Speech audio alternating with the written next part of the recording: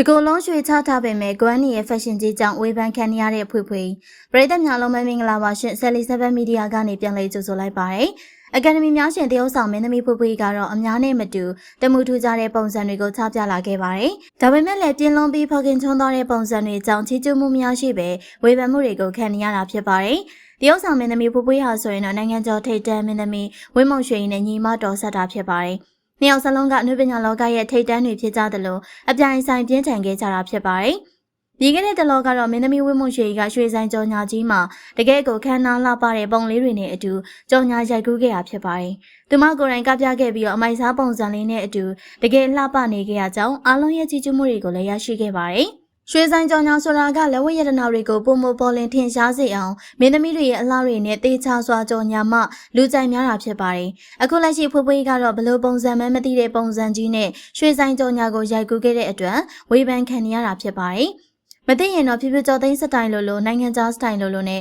ရွှေတွေကိုတကိုယ်လုံးအပြည့်စီချဲထားပြီးတောက်ပနေတဲ့ပုံရိပ်ကြီးတွေကိုချပြလာခဲ့ရပါအဖိုးထိုက်တန်တဲ့ရွှေတွေနဲ့တကိုယ်လုံးကိုစီချဲထားတာကတော်တော်လေးတန်ဖိုးကြီးမှဆိုပေမဲ့လည်းကြည့်ရှုလို့ကတော့ဘလို့မှမကောင်းဘူးလို့ပြောကြပါရယ်ဒါကြောင့်သူမကိုပြင်ဆင်ပေးရတဲ့သူတွေကဖက်ရှင်အမြင်မရှိကြဘူးလားဆိုပြီးဝေဖန်ခံနေရတာပါဖိုးပွေးဟာဆိုရင်အင်မတန်အဖိုးထိုက်တန်တဲ့ရွှေတွေကိုတကူလုံးစီချဲထားပေမယ့်သူမရဲ့ငကိုရှိနေတဲ့အလှတွေတောင်ပျောက်ဆုံးသွားရတဲ့အထိပါပဲကလားမင်းသမီးလိုဘာလိုနဲ့ဝစ်စုံကိုလည်းကြည်မကောင်းတဲ့ဒီဇိုင်းတွေနဲ့ဖန်တီးပေးထားခံခဲ့ရပါတယ်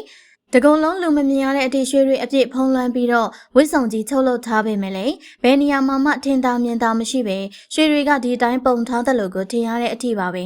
ဒါကြောင့်မလို့ကြော်ညာခြင်းတဲ့အရာကဘာလဲဆိုတာမသိအောင်ထိတော်တော်လေးဂွမ်းနေရဆိုပြီးတော့အလုံးကတော့ဝေဖန်နေခဲ့ကြပါတယ်။ဖိုးပွေးကအမြဲတမ်းသူများနဲ့မတူတဲ့ပုံစံတွေကိုချပြခြင်းနဲ့မင်းသမီးတက်လက်ဖြစ်ပါတယ်။ကိုယ်တိုင်ကလည်းတခြားမင်းသမီးတွေနဲ့မတူအောင်ဒီကိုယ်လုံးကိုတက်တူးထိုးထားပြီးတော့ယောက်ျားလေးဆန်စွာနေထိုင်ခဲ့ပါတယ်။ဒီလိုမျိုးသူများနဲ့မတူတာကိုကသူမရဲ့ထူးခြားမှုတစ်ခုဆိုပေမဲ့အခုလိုမျိုးရွှေဆိုင်ကြော်ညာကြီးမှာကတော့ဘလို့မှအမြင်မတင်တယ်လာပဲရွှေပုံကြီးထဲမှာဒီတိုင်းထိုင်နေတယ်လို့ထင်ရလောက်တဲ့အထိပဲဖြစ်ခဲ့ပါတယ်။အဝိစားတစ်ခုလုံးကိုလည်းရွှေတွေနဲ့ချုပ်လုပ်ထားတဲ့အပြင်ခေါင်းမောင်ဆောင်တဲ့ခေါင်းဆောင်တွေကအစခြေထောက်အစုံရွှေတွေဖုံးလွှမ်းထားခဲ့ရပါဒါပေမဲ့ဒီဇိုင်းလိုက်ရာပေါ်လွင်ထင်ရှားမှုလည်းမရှိရကြောင်းသူတို့ရဲ့ရွှေဆိုင်ကြော်ညာကြီးကတော်တော်လေးအရှုံးပေါ်လောက်တယ်ဆိုပြီးတော့အားလုံးကပြောနေကြပါတယ်